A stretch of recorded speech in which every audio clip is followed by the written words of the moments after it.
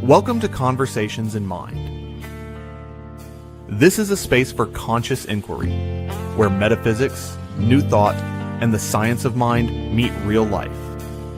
In a world calling for deeper awareness, we explore the nature of consciousness, the power of thought, and the presence of spirit moving through everyday experience. And now, here are your hosts, Barb Bue and Mark Gilbert. Hey everybody, welcome back. So it's our weekly question. What if your mind is more than just a collection of thoughts?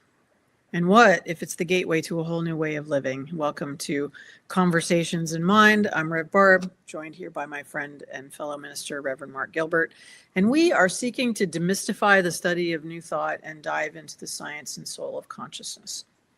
So whether you're a longtime seeker or curious about the power of your own perspective, we're going to dive into the mind. And our topic of minding today is, Mark?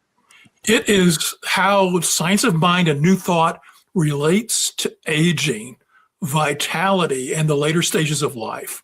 So what does the philosophy of new thought and science of mind say to these particular topics, which I think is a very timely topic, given that we are, especially in the United States, dealing with the many baby boomers aging into aging. Into aging, that's good. Aging into aging. It's that natural process. This topic gets covered by so many people in different ways. It's talked about from the financial aspect, the impact on our social security and healthcare systems, the impact on our lack of people working, younger people working in the workforce, et cetera. But we're really putting a more spiritual bent on it today. I think, that when we take new thought and science of mind, we're really looking at the fact that we are spiritual beings moving through a human experience, and that human experience includes later stages of life, and that includes his aging. So, which includes some creaky bones and some hormones, right? Absolutely. Creaky bones and hormones. We could call it that. Creaky bones and hormones. That could be that. Yes. So how does new thought deal with creaky bones and hormones? There's a whole other show in there. I gotta write that down. But the idea is that we're not necessarily here to address the typical topics that people talk about when they talk about the age wave, but we do recognize that even within our own communities, is that many of the CSL communities and New Thought communities, and churches in general, I would say, typically have an older audience in them. And so we have a lot of people who are at the later stages of life who come to spiritual teachings. So what do our teachings say and offer us as guidance and thoughts and advice on how we can navigate the later stages of life? Well, it's funny because part of me when I was thinking about this earlier, I was like, this is this could be a 3-minute show because it says the same thing about aging as it says about everything else. What do you think? What are your thoughts? And that's your experience, right? So I did hear a story. I was at the conference last week, the CSL conference in Reno, Nevada. And so I'm actually coming to you from my friend's house in Tacoma, in cloudy, lovely Tacoma, Washington today. So, they gave an award to a practitioner, and they were talking about how this person goes to prayer for everything, like everything beyond everything, in a way that sounds like this is what she does all day, every day, right? And so she was getting this, I don't even remember which award it was, but I do remember that she was 96. Wow. Yeah. And doing the do. And I was like, okay, that tells me something about this woman's connection and what that does to her vitality and awareness and, livingness, I think. Which is, interesting because I'm in my early 60s. And I have been having this experience over the last year or so of meeting women who are in their early 70s who are really struggling physically or mentally or both, and just kind of not well, not necessarily having a thing, but not well. And then I'm meeting these other people in their early 70s who are walking the Camino and riding their bikes and doing all this other thing. And I'm like, clearly at this point in my life, there are two paths to choose. There are two paths. One is active and vital and keep moving and continue to grow. And the other is to sit on my couch and watch TV and let everything fall apart. Mm-hmm. And I think that's true both physically and spiritually. Like these things show up physically and spiritually. So spiritually, what are we doing to grow our connection? You talk about this a lot. What are we doing to grow our connection to spirit and to that one life, one energy? And how are we letting that flow through our life and show up in us? So it's kind of the same at any age, really, but more so now. Mm-hmm. More vital now. State of mind, actually. A state of mind. Yeah. It's interesting. In preparation for this topic, I went back and looked to see if I could find anything Ernest Holmes had written on the topic. And essentially, that's what it came down to. You did homework. Thank you. Yes, this once. The dog didn't need it.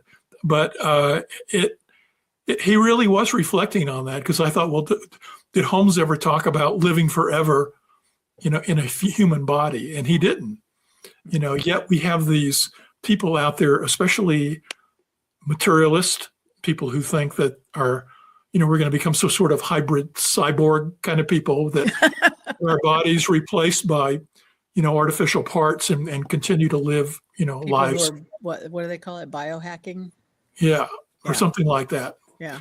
But the intention being to extend the life of this physical form on as far as possible. And, not that, if they want to pursue that, yay, that's one way spirit can look at itself and experience itself.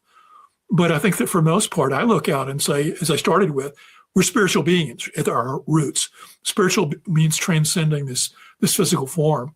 But we're in these physical lives for a reason, for the bliss of the divine, for the God to experience it itself, and for us to go through it as kind of a learning experience. And one of the things that I've noticed as we move through this human life is that everything around us moves in cycles. It moves in cycles of newness to youth, to its flourishing level, to its waning states, to its point where it's in its later stages and getting ready to appreciate and release itself and move into a void of state of non-being.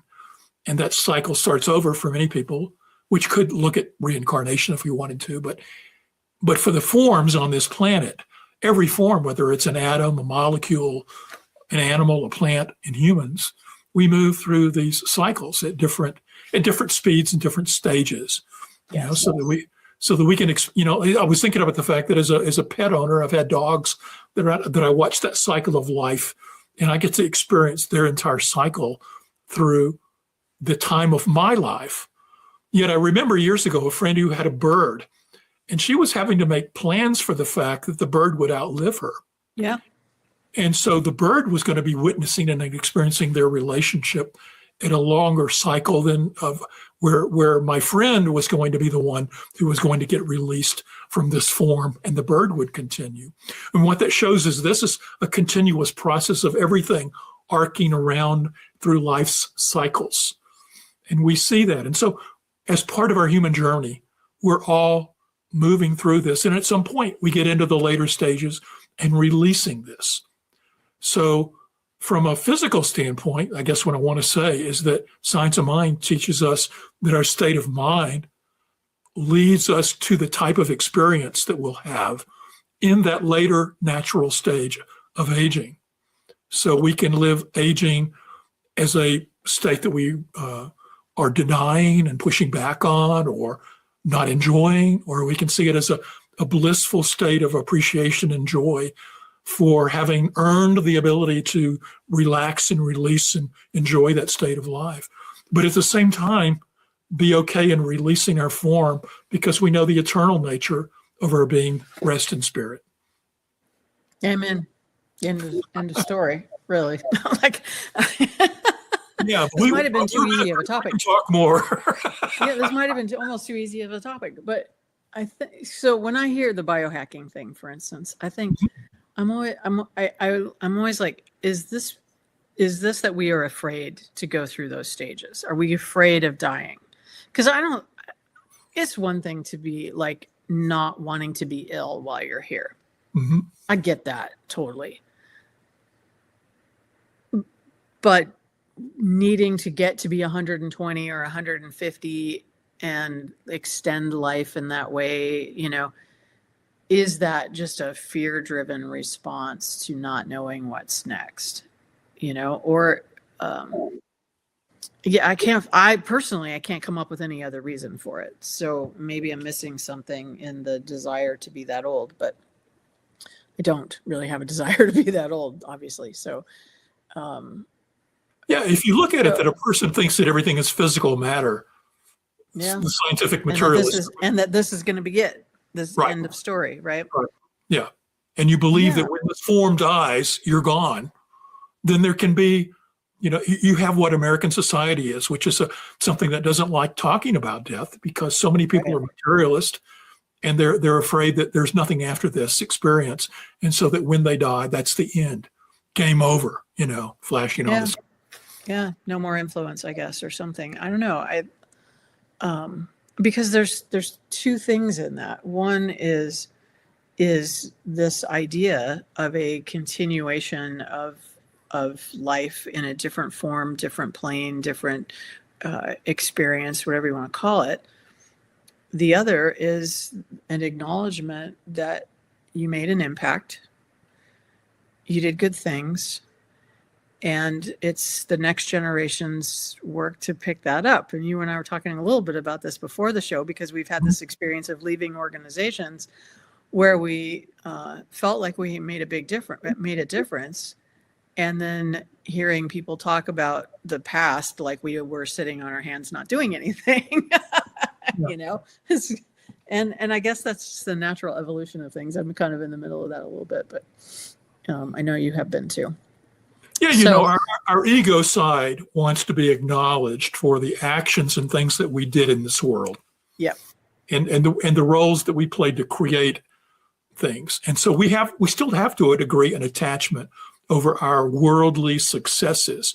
And so that whole idea of creating a legacy through some form. So there's an acknowledgement that we mattered during our parentheses in eternity that we were here. That when we leave, there's some marker that those who come after us will remember us for what we did. And then, and that's an egoic. For one generation, maybe two.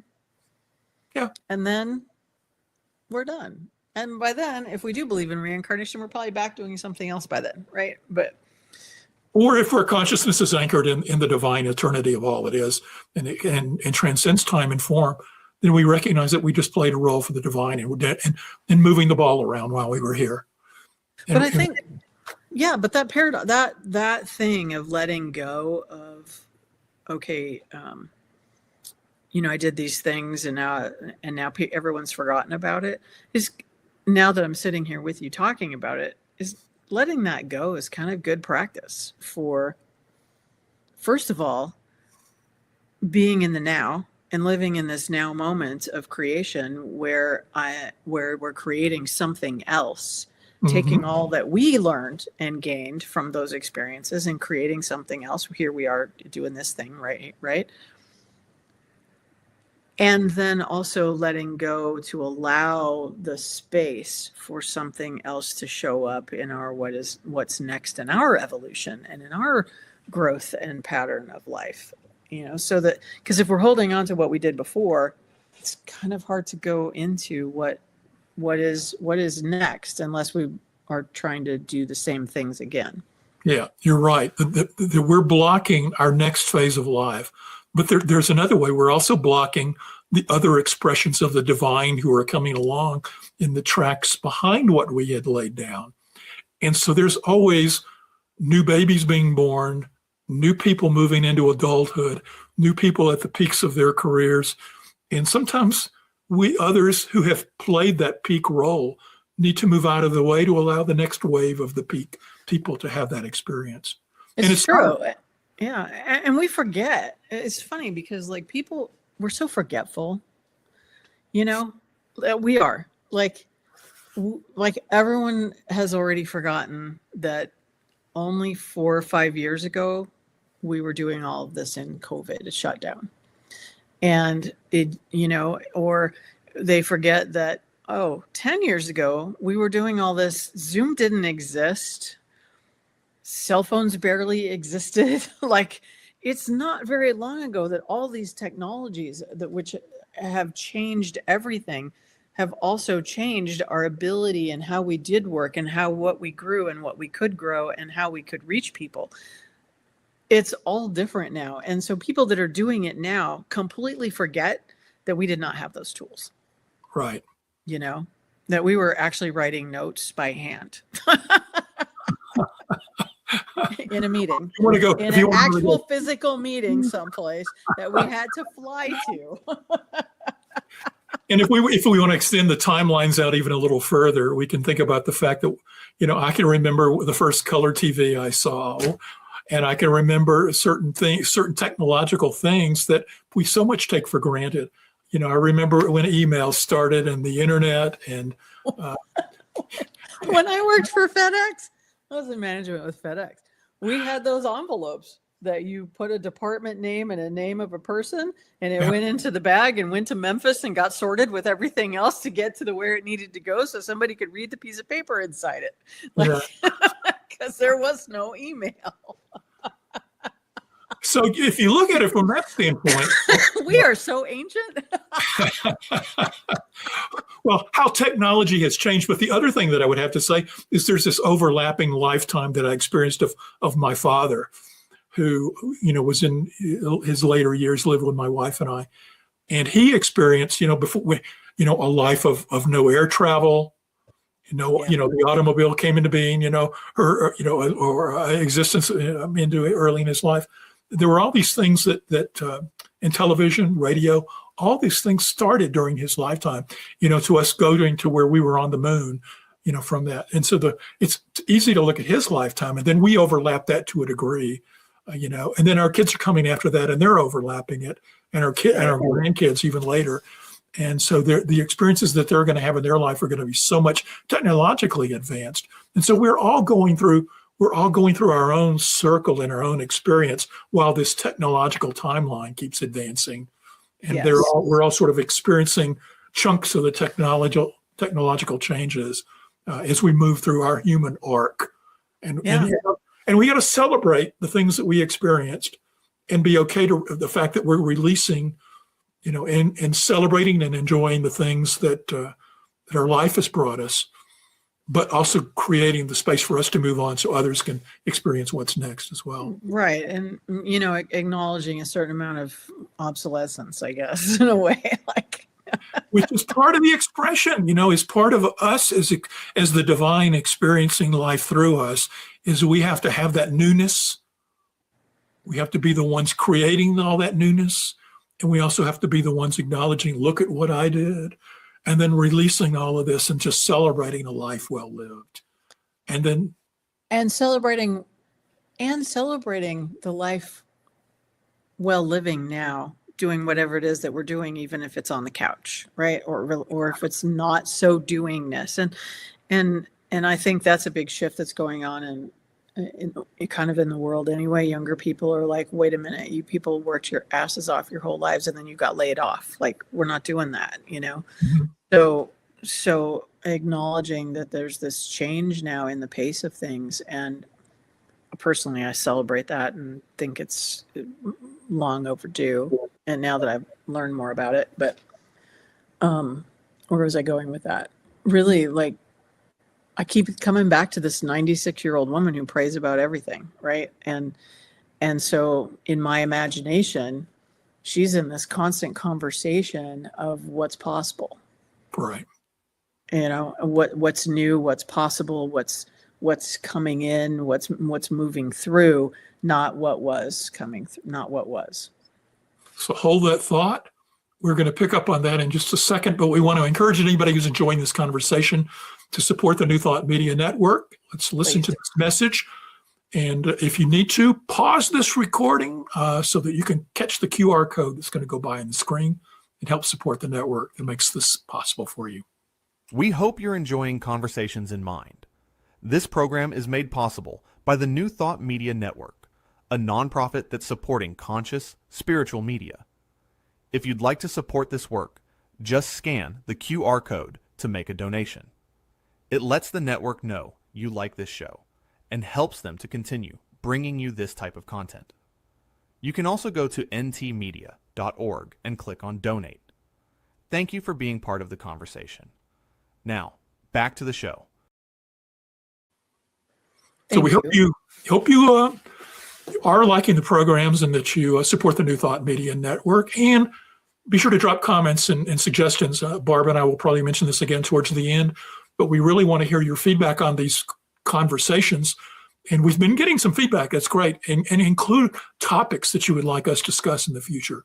We've already been getting some of those coming into. So some of the suggestions we've been getting, you'll be seeing in some of the upcoming episodes. Awesome. So you and I are in a little different place in this aging thing. You're a minute older.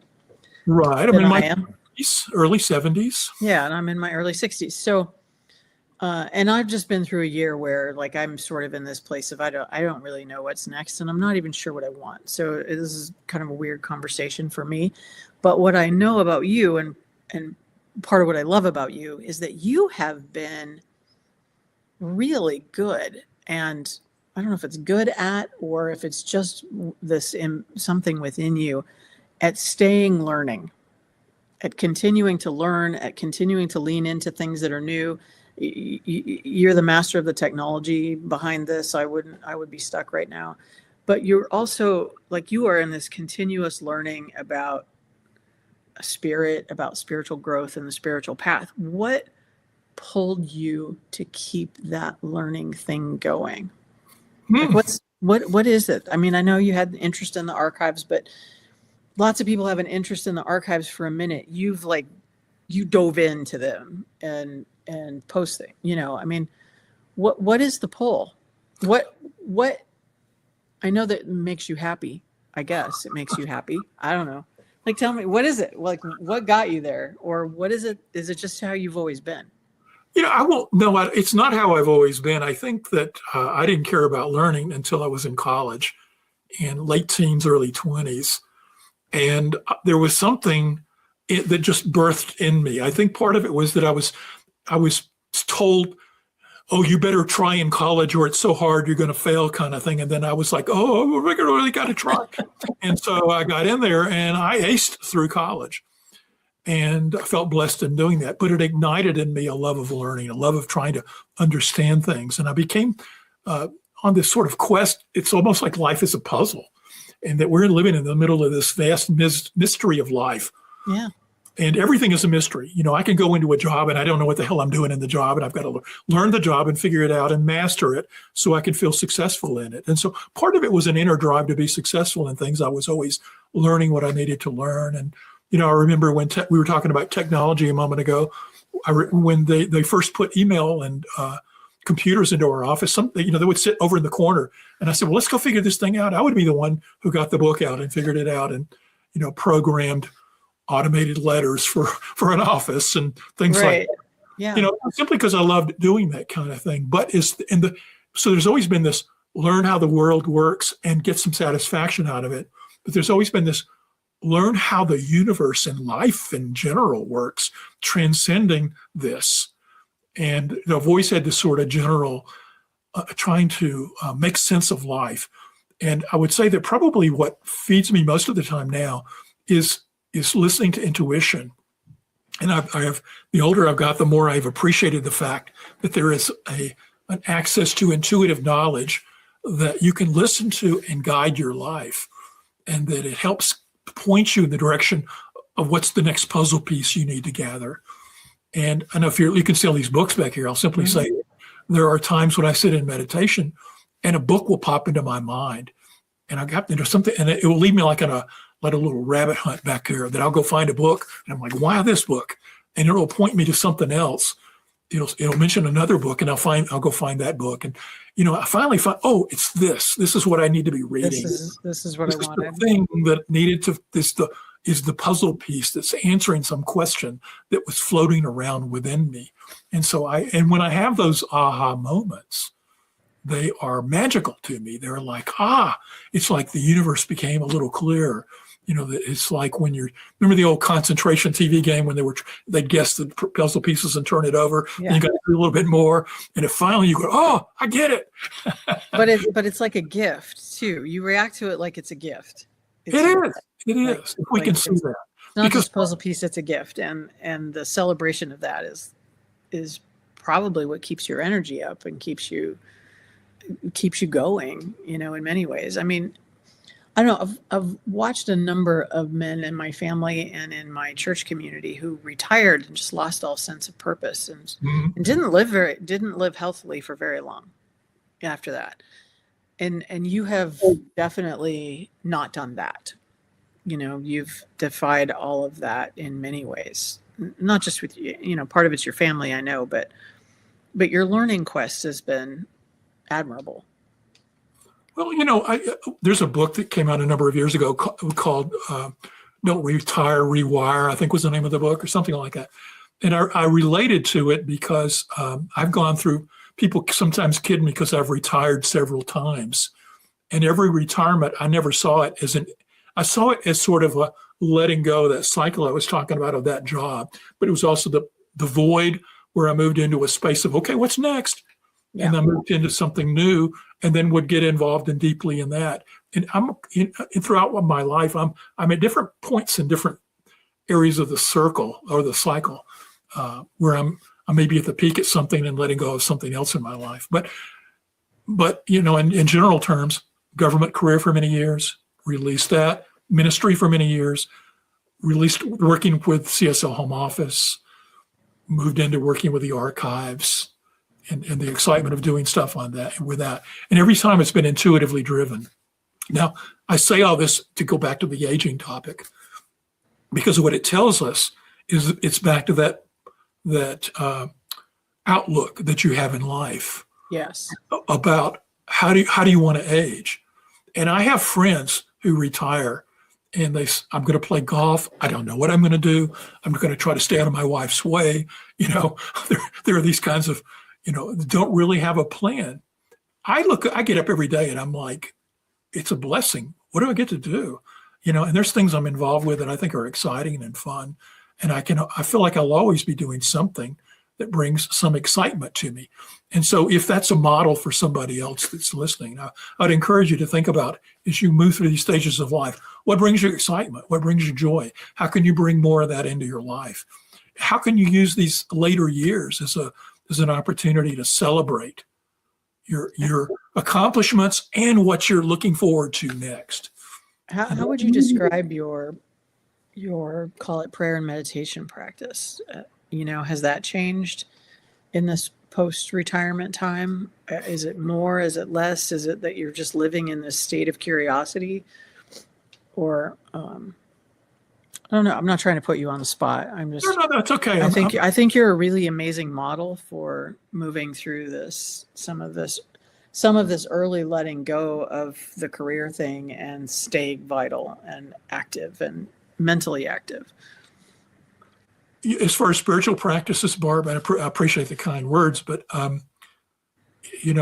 they are sort of like on a separate track of throughout my life. I've had spiritual practices and meditations and aspects of how I stay in tune with divine. I would say that my current practice is morning meditation with a cup of coffee beside me. Yes. But I think that the meditation has become one that it's quieting the mind and allowing myself to tap into a universe that I know that transcends this form of mark. And even that process has been changing. And sometimes it sounds like a cliche, but I go with the flow of whatever I'm feeling. There are times I can sit in silence and just be quiet and still and feel blessed for the existence of life. There's other times I get the hit like I was talking about to go find a book and read something because maybe it has the answer to something that I'm seeking. And then lately, I've been moving through a lot of spiritual practices that deal with non-duality and oneness. The current one I'm using is sitting in silence, and then sometimes I'm have my eyes open and I'm going around saying, I'm not the world, I'm not this body, I'm not these thoughts, and then who am I? And stepping back out of the world, the body, the thoughts, and realizing that I am the spiritual oneness, that I am spirit, that I am beyond this, whatever, the non-dual state, which The energetic connection with all that is. Yes. And it's a witness. It's actually taking a perspective of being a witness, because we walk around like we're witnesses in a world where I'm Mark and this is my deal in the life. And I'm going on, with all this interactions with the world form. And so my identification, what's my perspective? It's Mark and the world. Mark with his thoughts and his body walking around with the world. But when you can shift out of this and see the witness behind all this and just seeing this, then it takes you in a way to a different perspective where you recognize that you really transcend all of this. And then that gives you an appreciation for this. And then you come back into your life and you live it from a standpoint where you can, yes, I am this and this and this. I'm everything. And so at first you're sort of denying I'm not these things so that you can let go of the identification with form. But then once you work on that, then you come back into it and see that you are one with it. You transcend it, but you're also part of this. And that leads you into a different way of looking at life. It leads you into looking at life as not attached to what's going on. I think the Buddhists like to call this lila, or the play of life, and that we're moving through a play. And so when you look at it that way, you say, well, that's just what the play is playing right now. And it's not about me. It's not about, because we want to go bring it back to an egoic need of Mark in the world and Mark's success and et cetera, et cetera. And when you can disidentify with that and see it more as a temporary play that you're moving through, and it actually adds a vitality to life, and it opens you up. I'll say one more thing about this, because you've sort of pushed a button for me with a question. No, I didn't know that. I did not know we were going to go down this road, and it's brilliant and beautiful. And this people are. I think that people will really appreciate and love this. Honestly, what you've just said. I find myself, Barb, though, that I really like talking to people. I'm out in nature, or I'm walking Penny at the park, or we go out shopping. And, in a conversation, Mary asked me last night, what was the best part of my day? It's a little thing we do every day. And I go, well, it was this and this. I said, but I also enjoyed talking to that woman as I stood in line at the post office mailing a package. We had a long line, and she started talking about the long lines. And I said, yeah, but, the last few times I've been over here, they've moved so quickly. And then we got into talking about the government service. And I had this wonderful conversation, and the time just went by. And next thing we knew, they were calling us up to the counter. And it was a joyful expression. But when you let go of, because we walk around and like, what are people going to think about me? Mm-hmm. Or how can I talk to this? Well, I'm at the point where it's like, it's almost cliche, because they talk about people when they get older, to sort of break down the barriers of caring what people think about them. And to a degree, that's true. But there's also a spiritual aspect to it where if we can let go of that sort of like shell we put around ourselves, the egoic shells, I think in the final stages of life, we realize how they're not real. Right. They're a creation. Really, they're just this front that we put on, right? Yeah. And it breaks us down, and it connects us to other people. And every day I have some sort of connection with some person somewhere that's just a joy to talk with them. And that reinforces for me the interconnectedness of it. So it becomes a spiritual practice to interact with people in life. It also, it seems like what I'm hearing also, it feeds that sense of curiosity. Yes. And, because that feeds, it seems what I'm hearing is that feeds on itself in a way and continues to keep it growing and alive and vital and part of who you are. And I love that question. What was the best thing about your day today? What a great practice, right? Yeah, because it's part of a gratitude thing. A lot of people do gratitude journals. We typically most days stop and say, what was the best thing about the day? I love that. That's a beautiful way to do life together, honestly. And so, and some of this, reminds me of this. It's interesting because you're talking about peeling back, letting go, being part of it. And like, it's that paradox of new thought. I talked about this a little bit last Sunday when I was in Tacoma. What we teach is control your thinking, control your mind, control your outcomes, gain things, do things, get a better job, all that stuff. And then really what we say is let all that go and surrender. Yes. And so the state of surrender really is the state of not giving in. Surrender is not about giving in. It's about allowing this connection, oneness, dropping away of the false self and showing up in the world in this brighter, more brilliant way. Yeah. Letting go of the barriers that we create. We create barriers between ourselves and others. Mm-hmm. Another way that it shows up is in conversations with people, is that we often are not listening to others because we're waiting to get our word in about, I did this and this and this. Yes. Yeah. Yeah. And so, we all do it. It's not, we're not, we all do it at some level, but. Yeah. And I won't say that I don't do it. I do it. I'm waiting to drop my, Mark did this into the conversation. But there's also a point where you go, I'm more curious about them telling me about their story than me having to share my story with them. Yes. Or to ask another question, ask a better question. Right. Yeah. And yeah. Brilliant. Thank you.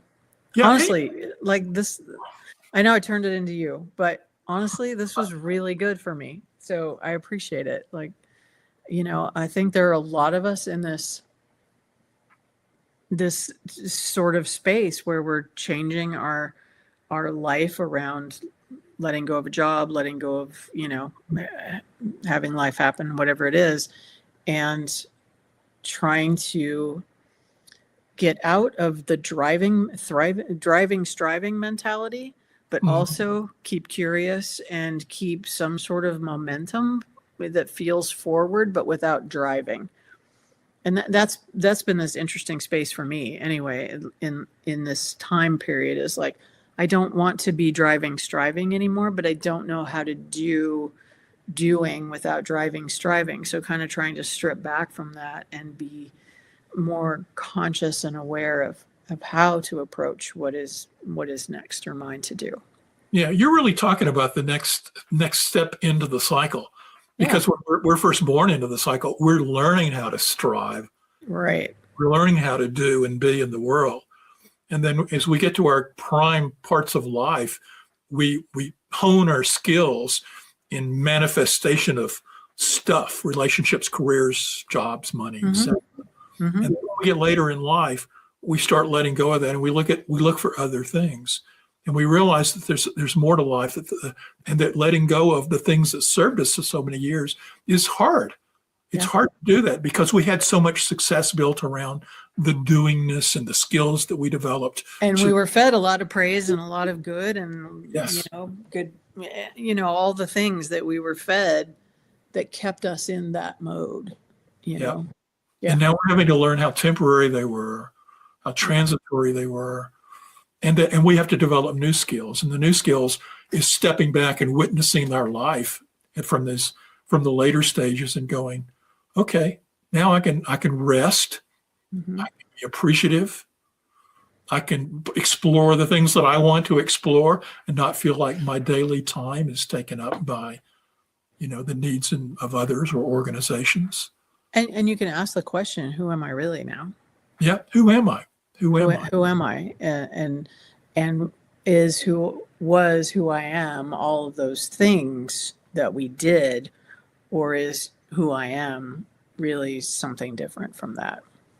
And the interesting thing for me, Barb, is that as you approach our teachings, you find that they address every stage of life. Mm-hmm. You and I've talked about previously the fact that so much of science of mind tends to focus on manifestation of material stuff.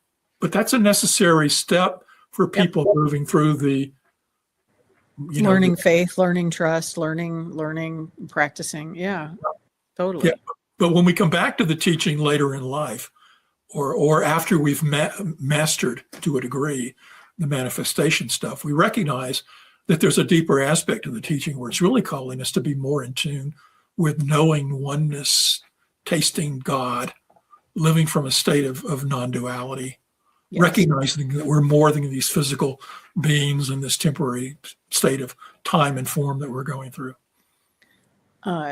Yes. I was using a quote from Ernest Holmes in my talk, a couple of them recently, actually, because they were in different places. So, but it was from one of his talks out of Love and Law, and he was like, if I could, and the essence of it was like, if I could just convince you to believe that this works.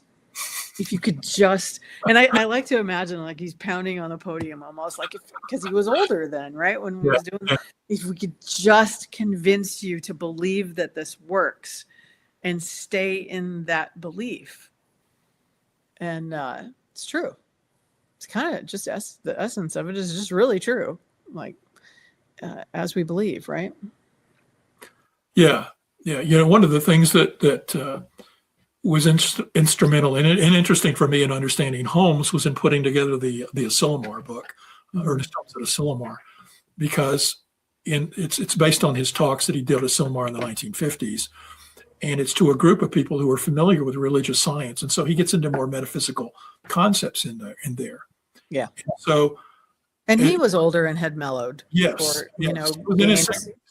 Had some mystical experiences and he also lost his wife in the later part of the 50s, and that had a major impact on him. Yeah, she was his primary companion, and but what you find is that he tailors his talks. He does Sunday talks, and he does magazine articles, and he does radio shows, and they're all for the general audience. But they're for groups who are really deeper into the philosophy. His classes and his talks at Asilomar, he got into much more mystical and metaphysical stuff, where he really got into and stressed the importance, the less importance of the material and the more importance of the experience of the spiritual. Yes. And I think that later in life, he realized how very important that was. And I think that's what I think we've been talking about to a degree, is that this later, I think what New Thought and Science of Mind offers us is that as we move to the later stages of life, we recognize that the peak of our materialistic nature of life has happened. And we're now moving into a state of appreciating all the experience that we've been through. And now coming and recognizing and sensing at a deeper level our spiritual truth and bringing that more fully into who we are, so that by the time we shed these earthly forms, we'll be ready for that next journey. Yeah, it's like we titled it backwards. We called it Love and Law, and really it's learn law to move into more love. Yeah. It's kind of, it was law to love. Might have been a better title. I don't know. Wow. Well, okay. This was beautiful. Thank you. Well, thanks for asking the question. And yeah. Well, we appreciate. I was going to say, you go. We appreciate you being here with us and in this conversation. Look forward to reading your feedback and reading your suggestions for upcoming shows. Please consider supporting the New Thought Media Network. They're doing good work in the world and helping us all to bring something new out into the conversation. And we will see you again next Tuesday. Everybody.